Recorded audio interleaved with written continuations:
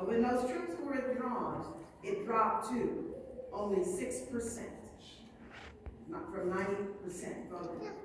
But if you were being intimidated, if you had a poll tax, if you had seen lynchings, probably you would say, it's not for me.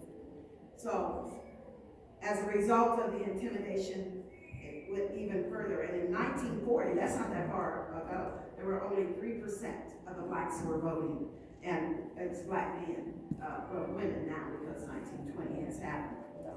But in the 1950s began the Civil Rights Movement.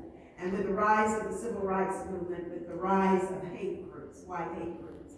And so in the 1950s, there were a number of people who endured violence and even death. And we'll talk a little bit about that.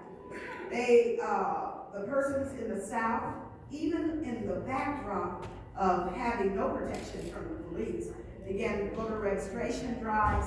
There were people who were called the Freedom Riders, and the riders were attacked and killed, and often the police just watched. In fact, they were participants, as we soon will see. There were 3 young men. It's another little clip. There were 2 whites, 1 black, that had decided that they were going to attempt to register voters. They were going to attempt to desegregate. The Freedom Riders would ride whites and blacks together to show this is not a problem. But the Klan and those persons were not having it. And so we'll look at a little bit. We'll hear from one of the men who actually was killed. His brother was killed. And in the summer, Andy Goodman got training in how to register African Americans to vote as part of the growing civil rights movement in America. People should expect to get beaten, they should expect to spend in jail, and if they go beyond the stuff when they're in jail, that they should expect possibly somebody to get killed. Then he traveled to Mississippi and wrote this postcard to say that he had arrived safely. The people in the city are wonderful, he wrote, and our reception was very good. The postmark, June 21st, 1964. and That was the same day day. Goodman and fellow civil rights workers James Chaney and Mickey Schwerner went missing.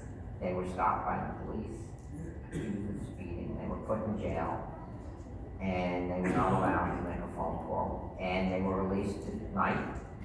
They got back in the car, and the Ku Klux Klan nabbed them. Well, the latest on the search for the 3 missing boys. The men's disappearance made national headlines. President Lyndon Johnson ordered federal agents to Mississippi. I had Hoover last 2 weeks ago. I told the Attorney General to fill up Mississippi with FBI men and infiltrate everything he could. What do they think happened? Think they got killed? This morning they had absolutely no trace. There's no sign of the automobile. They have found nobody who's seen the car or the 3 people. So as far as they're concerned, they just disappeared from the face of the earth.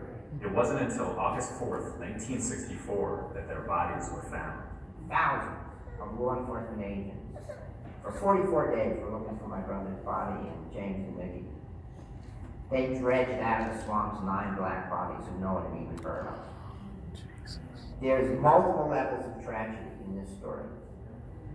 One of them that is most poignant for me, besides losing my brother, was that it took 2 white kids to legitimize the tragedy of being murdered if you wanted to vote.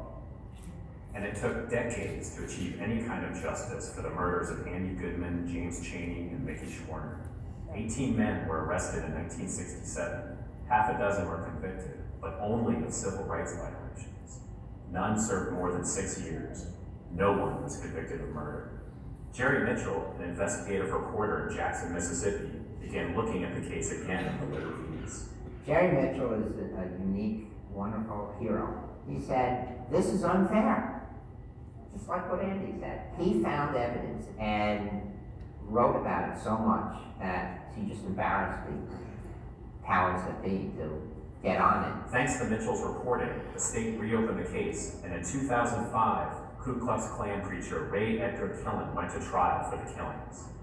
Killen was found guilty of manslaughter. Now 89, he is serving 60 years in prison.